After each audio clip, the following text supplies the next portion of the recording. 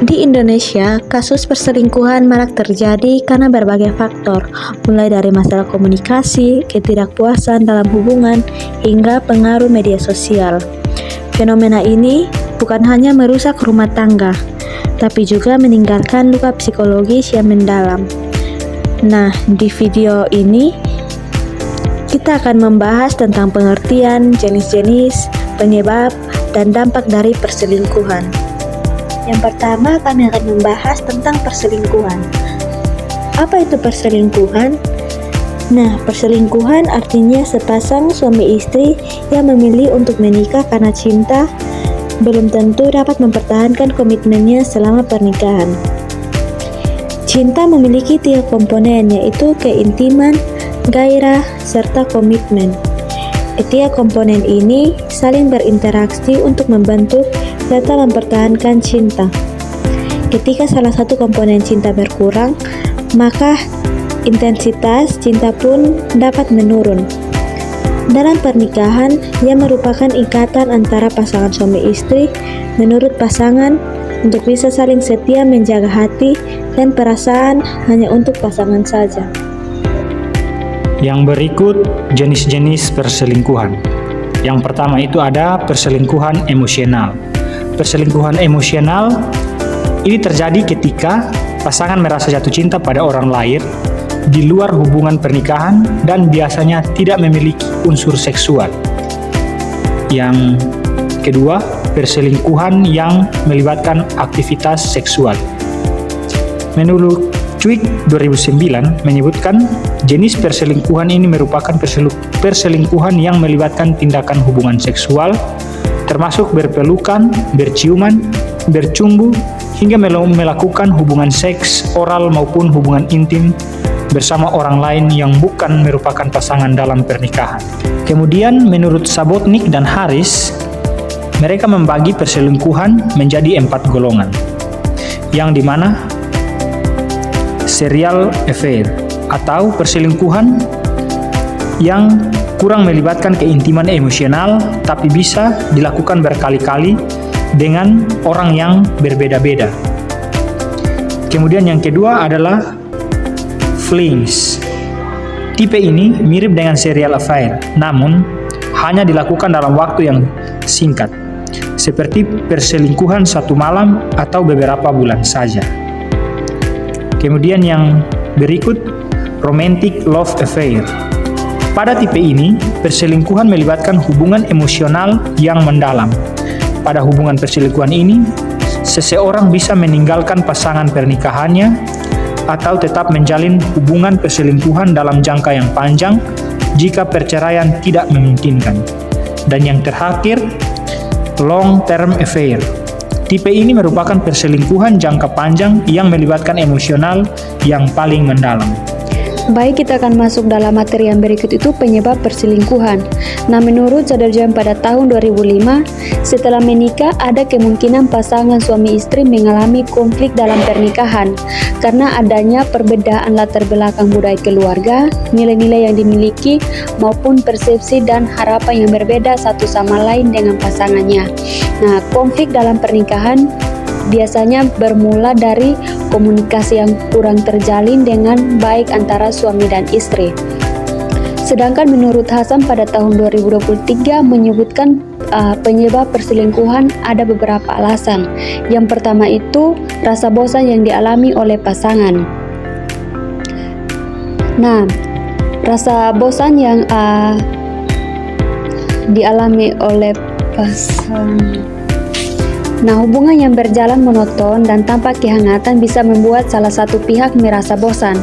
Nah, jika dibiarkan, kebosanan ini bisa mendorong seseorang untuk mencari kesenangan di luar hubungan. Nah, jika ingin menghindari hal ini, maka pasangan harus ciptakan momen-momen baru dalam hubungan, seperti luangkan waktu berkualitas bersama pasangan, jalan-jalan, ngobrol dari hati ke hati, atau melakukan kegiatan sederhana yang menyenangkan. Yang kedua itu kurangnya perhatian dari pasangan.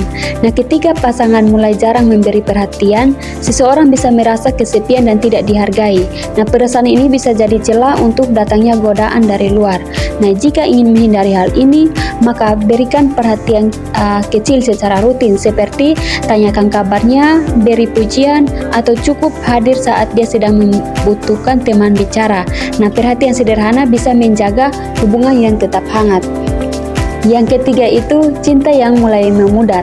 Nah, kadang cinta bisa berkurang karena jarang berkomunikasi, terlalu banyak konflik atau kehilangan keintiman. Nah, jika ingin menghindari hal ini, maka harus rawat cinta setiap hari, seperti ingat kembali alasan pasangan bersama, buat momen romantis kecil, dan jangan ragu menunjukkan kasih sayang secara nyata. Yang keempat itu hubungan jarak jauh. Nah, jarak jauh bisa melemahkan komunikasi dan kepercayaan, apalagi jika jarang bertemu. Nah, jika ingin menghindari hal ini, maka tetap jaga komunikasi yang rutin dan terbuka, seperti video call, kirim pesan yang penuh perhatian, dan buat rencana untuk saling bertemu. Nah, kepercayaan tumbuh itu dari keterbukaan. Yang kelima itu godaan dari orang lain. Nah, godaan bisa datang kapan saja dari teman, rekan kerja, atau media sosial. Nah, awalnya terlihat biasa saja, tapi bisa berkembang dari sesuatu yang berbahaya. Nah, jika ingin menghindari hal ini, maka tetaplah batas yang jelas saat berinteraksi dengan lawan jenis. Hindari curhat pribadi ke orang lain, dan selalu ingat komitmen yang sudah kamu buat dengan pasangan. Yang keenam itu keinginan memiliki lebih dari satu pasangan. Nah, ada yang merasa tidak cukup dengan satu pasangan dan mencari kepuasan dari orang lain. Nah, jika ingin menghindari hal ini, maka pelajari arti kesetiaan dan komitmen. Bicarakan jika ada kebutuhan yang tidak terpenuhi, dan jangan biarkan keinginan sesaat menghancurkan hubungan yang sudah dibangun dengan susah payah. Yang terakhir itu pasangan yang sakit dan tidak bisa memenuhi kebutuhan. Nah, ketika pasangan sakit, ada yang merasa kesepian dan mencari pelarian dari luar. Nah, jika ingin menghindari hal ini, maka hadir dan setialah dalam masa sulit. Ingat bahwa cinta sejati diuji bukan hanya di masa senang, tapi juga di saat pasangan tidak berdaya. Jika merasa berat, jangan diam, cari bantuan profesional atau konseling pasangan. Nah, setiap hubungan akan menghadapi ujian, tapi jika saling menjaga, terbuka, dan tetap berkomitmen, maka perselingkuhan bisa dicegah. Cinta bukan soal sempurna, tapi soal dua orang yang mau berjuang bersama. Nah, yang berikut dampak perselingkuhan. Pernikahan yang telah dinodai dengan adanya perselingkuhan memiliki dampak yang akan dirasakan oleh anggota keluarga, bukan hanya pada pasangan yang diselingkuhi, tapi juga bisa berakibat pada anak-anak hasil pernikahan. Nah, dampak perselingkuhan dibagi menjadi 3. Yang pertama, dampak perselingkuhan terhadap pelaku. Nah, dampak perselingkuhan juga bisa dialami oleh pelaku perselingkuhan, terlepas dari gender maupun jenis perselingkuhan yang dilakukan. Saputro 2022 menyebutkan pelaku perselingkuhan cenderung merasa bersalah atas perselingkuhan yang telah dilakukan. Yang kedua, dampak perselingkuhan terhadap korban. Pada perselingkuhan, korban yang perselingkuhan dilakukan oleh dampak dari pasangannya, mengakibatkan rasa trauma akibat pengkhianatan yang dilakukan oleh pasangannya. Perasaan dikhianati yang dialami oleh korban perselingkuhan juga mengakibatkan pasangan yang diselingkuhi mengalami kemarahan, kekecewaan, keraguan, hingga menunjukkan sendiri karena merasa gagal dalam pernikahan. Ketiga, dampak perselingkuhan terhadap anak.